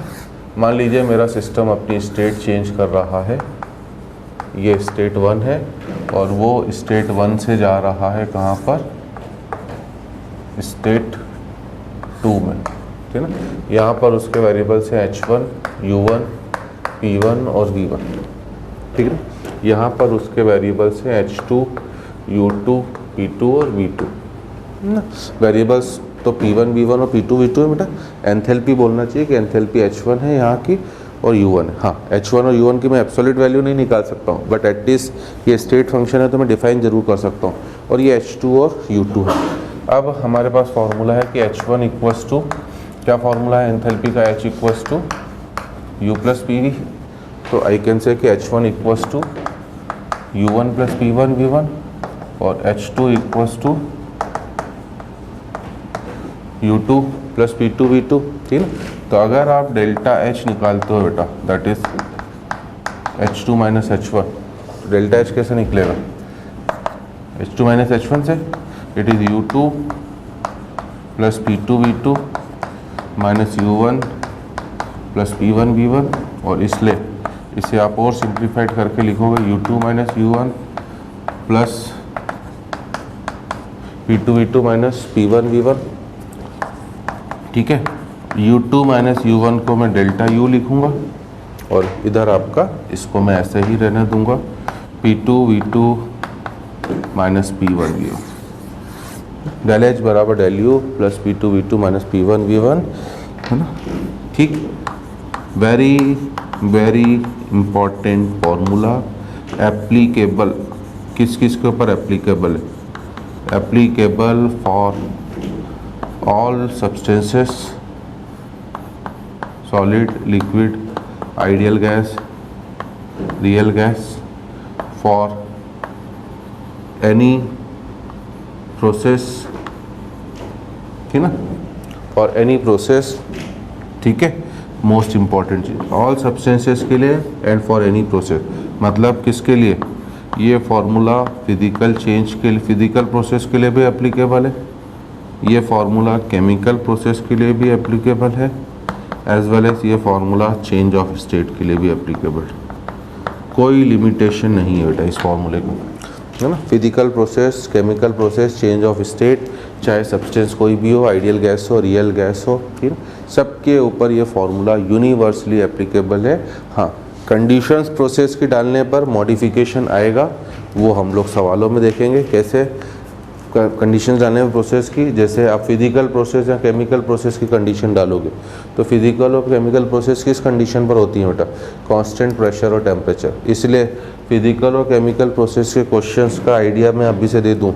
इस तरह के क्वेश्चंस में डेल एच गिवन होगा तो डेल यू पूछा जाएगा, या डेल यू गिवन होगा तो डेल एच, क्योंकि अब बस सवाल चालू हो गए, ठीक है ना। तो वो इसी फॉर्मूले से आएगा, क्योंकि अभी जो मैंने आपके सामने बोर्ड पे लिखा है बेटा साफ साफ, ये फार्मूला चेंज ऑफ फिर ना फिजिकल या केमिकल चेंज के लिए एप्लीकेबल नहीं है। तो आखिर उनमें क्या होगा, तो फिजिकल और केमिकल चेंज का रूल फिक्स है, कोई एक पैरामीटर डेल एच दिया होगा तो ही डेल यू पूछेगा, या डेल यू दिया होगा तो आप, या डेल एच दिया होगा तो डेल एच पूछेगा, दोनों में से कोई भी एक चीज़ होगी, वाइस वर्सा, और वो इसी फॉर्मूले से होगा, वो इस फॉर्मूले से नहीं हो सकता है। हाँ, बट इस फॉर्मूले में बस कंडीशन डालनी पड़ेगी, और क्या कंडीशन डालोगे कि फिजिकल या केमिकल चेंज किस कंडीशन पर होता है, कांस्टेंट प्रेशर पर होता है, तो आपको P2 और P1 को बराबर करके P के बाहर ले लेना होगा, बचेगा बस V2 माइनस V1। अब अगर सॉलिड लिक्विड में जा रहा है तो फाइनल स्टेट आपका लिक्विड है, इनिशियल स्टेट आपका सॉलिड है, तो पहले आपका है ना volume of liquid minus volume of solid. Chemical change है तो फाइनल स्टेट प्रोडक्ट होगी, इनिशियल स्टेट रिएक्टेंट, मतलब volume of product minus volume of reactant. वो जो भी होगा वो नेक्स्ट क्लास में समझाऊंगा मैं आपको, बट मैं एक आइडिया दे रहा हूँ कि तब ये एक यूनिवर्सल फार्मूला होगा कि अगर किसी भी क्वेश्चन में आपको ये समझ में ना आ रहा हो कि डेल एच दिया है डेल यू में कैसे जाना है, या डेल यू दिया है और डेल एच में कैसे जाना है, उन सब क्वेश्चंस के लिए ये एक यूनिवर्सल फार्मूला जो किसी से कोई भेदभाव नहीं रखता है ना। DH और DU के फार्मूलों में तो थोड़ा सा भेदभाव था, और इसीलिए वो यहाँ पर थोड़ा सा लिमिटेशंस खा गए थे बेटा, बट इस फार्मूले का किसी से कोई भेदभाव नहीं है। और दूसरी चीज़ साफ साफ जो बोल रहा हूँ, अपनी गार्ड बांध लेना कि केमिकल और फिजिकल चेंज के लिए हमेशा फिक्स टाइप के क्वेश्चन है, डेल एच गिवन होगा तो डेल यू पूछेगा, और अगर डेल यू गिवन है तो डेल एच पूछेगा, उसके लिए यही रिलेशन रहेगा, क्योंकि इस फार्मूले से तो आप निकाल ही नहीं सकते उन्हें, ना DU वाले फार्मूले से ना DH वाले फार्मूले से, ठीक है ना। तो आज का सेशन भी मैंने इतना स्ट्रेसफुली बेटा टाइम इसलिए लिया है, जो काम हो सकता है शायद 45-50 मिनट्स में होता, हमें 70 to 80 मिनट लगे हैं, क्योंकि मैं चाह रहा हूँ कि आपको पहले पता पड़ जाए कि क्वेश्चंस में करना क्या है। आपको क्वेश्चंस में यही काम करना है। मैं जस्ट स्केल फार्मूले रटवा के भी काम कर सकता था, बट वो मेरी आदत नहीं है बेटा। जब तक मुझे खुद कोई चीज़ क्लियर नहीं होती है तो मैं उसे पढ़ाने में है ना मज़ा ही नहीं कर लगता है। तो वैसे ही मेरा भी ये भी मानना है कि आपको अगर कोई चीज़ क्लियर नहीं होगी तो केवल सवाल करने से कुछ भी नहीं होने वाला। एडवांस लेवल के लिए अगर उसने थोड़ा सा भी ट्विस्ट डाला क्वेश्चन में, आप वहीं पर कन्फ्यूज़ हो जाओगे, बट आपके अगर कॉन्सेप्ट क्लियर है तो आप उसमें से बड़ी आसानी से दूर बाहर निकल कर आ जाओगे, ठीक है। तो आई होप जो अब हमारा थ्योरेटिकल पोर्शन है वो पूरी तरह से समाप्त हो चुका है। बस नेक्स्ट क्लास में हम फ्लॉट को बताएंगे कि फ्लॉट क्या होता है, स्टेटमेंट लिखा के, और सीधे हम लोग क्वेश्चंस चालू करेंगे। इन चारों पैरामीटर्स की कैलकुलेशन फॉर आइडियल गैस के लिए वहाँ से चालू करेंगे। रिवर्सिबल इरिवर्सिबल प्रोसेसेस की भी थोड़ी बात करेंगे, ठीक है। चलिए, तो I hope you have enjoyed today's session. हालांकि थ्योरेटिकल था, बाकी कॉन्सेप्चुअली काफ़ी साउंड था। So we will meet in the next session. Till then, good bye.